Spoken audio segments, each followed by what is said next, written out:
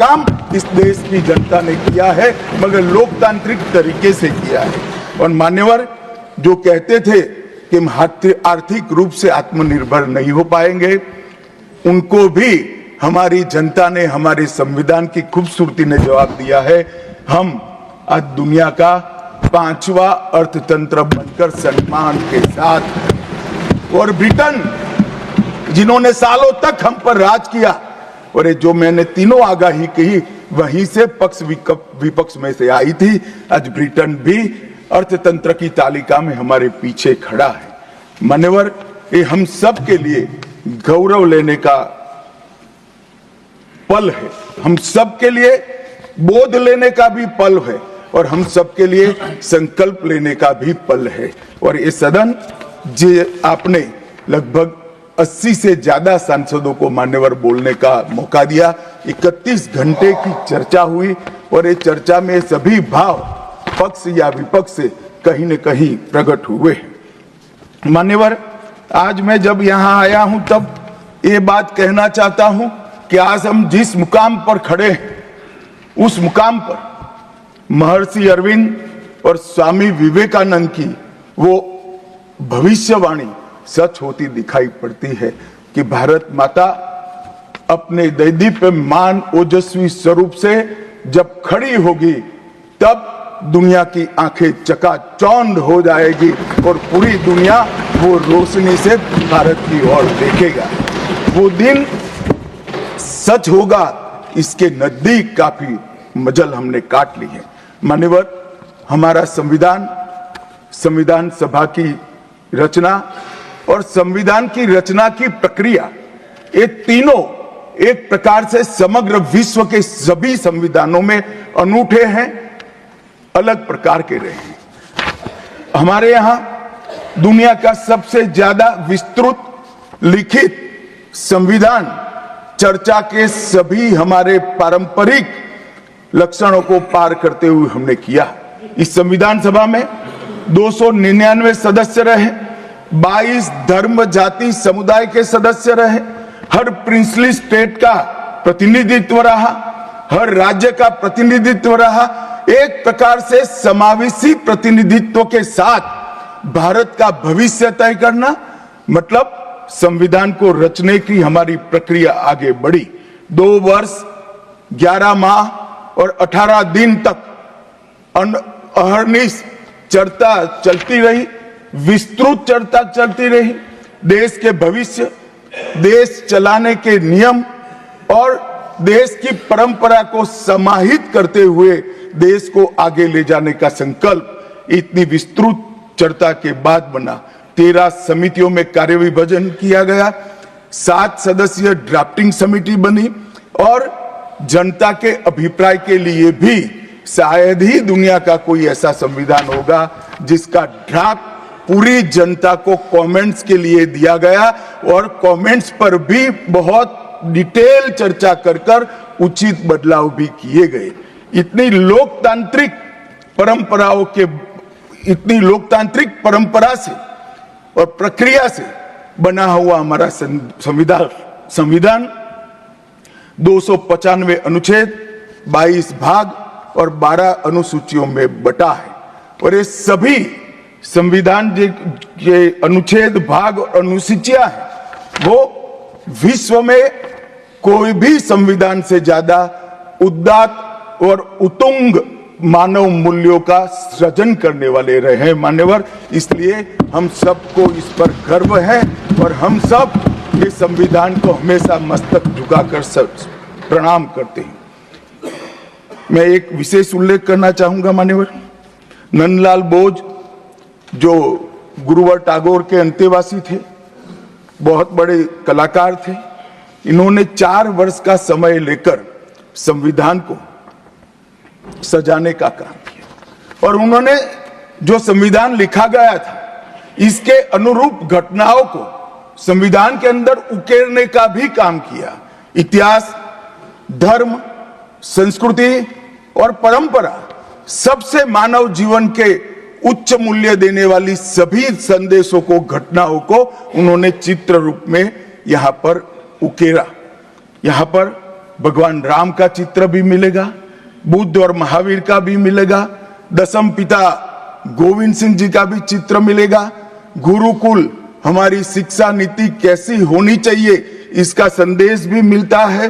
राम सीता लक्ष्मण वो एक प्रकार से हमारे अधिकारों का चित्रण करते वक्त दिखाए गए। भगवत गीता के संदेश का चित्र भी दिया। शिवाजी और लक्ष्मीबाई को भी यहाँ पर स्थान देकर देशभक्ति के उत्तुंग पाठ हमें पढ़ाए।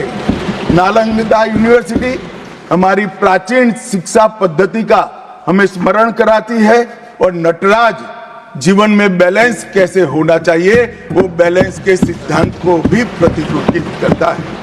मैंने आज थोड़ा यहाँ आने से पहले क्या क्या चर्चा हुई राज्यसभा में, उसमें हमारे एक सम्मानीय सदस्य ने कहा कि चर्चा का स्तर कितना नीचा हो गया है कि यहाँ चित्रों की चर्चा हो रही है। मान्यवर, अगर संदेश लेना नहीं आता तो संविधान का भी कोई उपयोग नहीं। ये सारे जो चित्र लगाए हैं वो हमारे हजारों साल से चलने वाले हमारे राष्ट्र के जीवन को उद्घोषित करने वाले।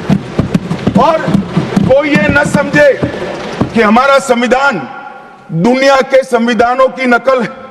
हाँ, हमने हर संविधान का अभ्यास जरूर किया है, क्योंकि हमारे यहाँ तो ऋग्वेद में कहा गया हर कोने से हमें अच्छाई प्राप्त हो, शुभ विचार प्राप्त हो और शुभ विचार को स्वीकारने के लिए मेरा मन खुला हो। मान्यवर, हमने सबसे अच्छा लिया है, मगर हमारी परंपराओं को नहीं छोड़ा है। पढ़ने का चश्मा अगर विदेशी है तो संविधान में भारतीयता कभी नहीं दिखाई देती। और मैं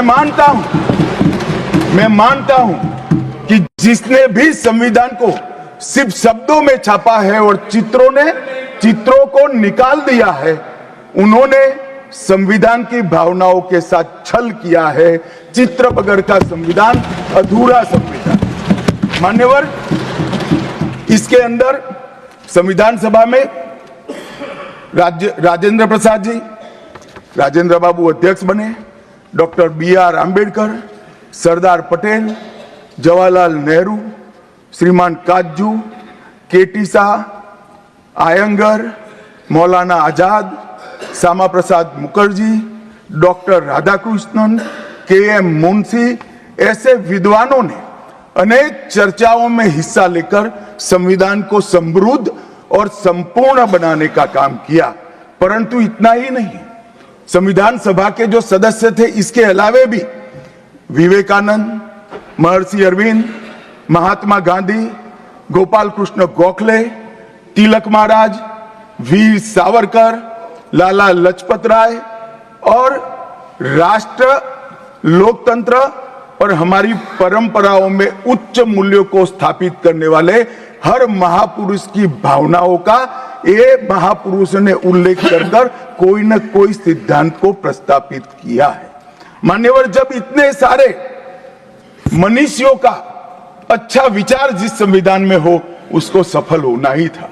ये संविधान सफल होने के लिए संविधान सभा की चर्चा अगर कोई ध्यान से पढ़ेगा तो वेद, उपनिषद, चाणक्य नीति, विदुर नीति, शांति पर्व, रामायण और महाभारत, इसमें से निपजे हुए मानव जीवन के सभी मूल्यों को भी इसके अंदर हमने समाने का प्रयास किया था। मान्यवर, 75 साल हो गए संविधान को किस प्रकार से हमारे राजनीतिक दलों ने और हमारी पॉलिटिकल पार्टियों के साथ साथ हमारी सरकारों ने भी किस प्रकार से आगे बढ़ाया, इसकी भी चर्चा जरूर होनी चाहिए। मैं मानता हूं ये चर्चा समय उचित होगी। हमारे संविधान की रचना के बाद डॉक्टर आंबेडकर ने बहुत सोच समझकर एक वाक्य किया था। मैं आंबेडकर जी के वाक्य को सदन के सामने प्रस्तुत करना चाहता हूं। कोट, कोई संविधान कितना भी अच्छा हो वह बुरा बन सकता है अगर जिन लोग पर उसको चलाने की जिम्मेदारी है वो अच्छे न हो। उसी तरह से कोई भी संविधान कितना भी बुरा हो वो अच्छा साबित हो सकता है अगर उससे चलाने वालों की भूमिका सकारात्मक और अच्छी हो। ये दोनों घटनाएं मान्यवर हमने हमारे संविधान के 75 साल के कालखंड के अंदर देखी है और मैं तथ्यों के आधार पर सदन के सामने और सदन के माध्यम से देश की जनता के सामने भी रखना चाहता हूं। हमारे संविधान को कभी भी अपरिवर्तनशील नहीं माना गया। समय के साथ साथ देश भी बदलना चाहिए, समय के साथ साथ कानून भी बदलने चाहिए और समय के साथ साथ समाज भी बदलना चाहिए। परिवर्तन इस जीवन का मंत्र है, सत्य है। इसको हमारे संविधान सभा ने स्वीकार किया था। इसलिए आर्टिकल 368 में संविधान संशोधन इसके लिए प्रोविजन किया गया। अभी कुछ राजनेता आए हैं, 54 साल की आयु में अपने आप को युवा कहते हैं और ये घूमते रहते हैं, संविधान बदल देंगे, संविधान बदल देंगे, संविधान बदल देंगे। मैं उनको समझाना चाहता हूं कि संविधान बदलने का प्रोविजन, संविधान के प्रावधानों का बदलने का प्रोविजन अनुच्छेद 368 के अंदर संविधान में ही है। और मैं आज फिर से एक बार कहना चाहता हूं, थोड़ा ज्ञानवर्धन भी हो जाए किसी का। भाजपा ने 16 साल राज किया मान्यवर, 6 साल अटल जी ने किया, 10 साल मोदी जी ने किया और 5 साल और मोदी जी करें। एक प्रकार से 16 साल हमने शासन किया। 16 साल में हमने 22 बार संविधान बदला, संविधान के अंदर परिवर्तन की। और कांग्रेस ने 55 साल करा और 55 साल में 77 परिवर्तन कांग्रेस ने भी किए, कांग्रेस के शासन में भी हुए। अब भारतीय जनता पार्टी और कांग्रेस दोनों ने परिवर्तन किए। ये परिवर्तन का टेस्ट कैसा था, किस प्रकार से किए गए? संवैधानिक प्रक्रिया से भी परिवर्तन होते हैं और संविधान को तोड़ मरोड़ कर फॉर्मेलिटी कर भी परिवर्तन कर सकते हैं। परिवर्तन करने का उद्देश्य क्या था, क्या हासिल करना था? क्या हमारे लोकतंत्र को मजबूत करने के लिए परिवर्तन किए गए? क्या हमारे जिनको अधिकार नहीं है ऐसे लोगों को समकक्ष अधिकार लेने के लिए परिवर्तन किए गए, या अपनी राज्य सत्ता को टिकाने के लिए परिवर्तन? इस पर से ही पार्टी का कैरेक्टर, पार्टी के चलने की पद्धति और पार्टी का संविधान में विश्वास, ये सबको मालूम पड़ता है। मैं ज्यादा संविधान के संशोधन में नहीं जाऊंगा मान्यवर। दोनों प्रमुख दलों के 4 संविधान संशोधन को मैं लेना चाहूंगा। पहला संशोधन हुआ 18 जून 1951 में। संविधान सभा ने ही ये संशोधन करना पड़ा, क्योंकि संविधान बनाने के बाद, संविधान स्वीकारने के बाद आम चुनाव में जाने तक का भी धैर्य कांग्रेस पार्टी में नहीं था। अभी लोकसभा नहीं बनी थी, अभी राज्यसभा नहीं बनी थी और संशोधन लेकर आए। अब उसका उद्देश्य क्या था? 19A जोड़ा गया। 19A जोड़ा गया, वो किस लिए जोड़ा गया? अभिव्यक्ति की आजादी पर स्वतंत्रता को, अभिव्यक्ति की आजादी, अभिव्यक्ति की स्वतंत्रता को कर्टेल करने के लिए पहला सुधार आया। और किसने किया मान्यवर? उस वक्त प्रधानमंत्री कौन था? श्रीमान जवाहरलाल नेहरू उस वक्त प्रधान।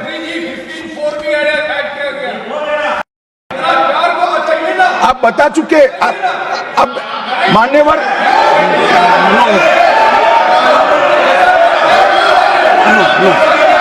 No sit down. Jairam ji, he not yielding. He not yielding. We heard leader of the opposition. मान्यवर, Unless there is yielding, let us hear. मान्यवर, मेरा लंबा अनुभव है आजकल करते हुए। मुझे 30 साल हो गए विधानसभा और लोकसभा राज्यसभा में बैठे हुए। संसद में भाषण करने का मेरा अनुभव है मान्यवर। वो विरोध तभी कर सकते हैं जब मेरी बात सच न हो। अगर मेरी बात सच नहीं हो तो बताए वो संविधान संशोधन नंबर 1, अब सुनिए, संविधान संशोधन नंबर 1 वो अभिव्यक्ति की आजादी को कर्टेल करने के लिए ही लाया गया था और जवाहरलाल नेहरू के लिए लाया गया। मान्यवर, 24वां संविधान संशोधन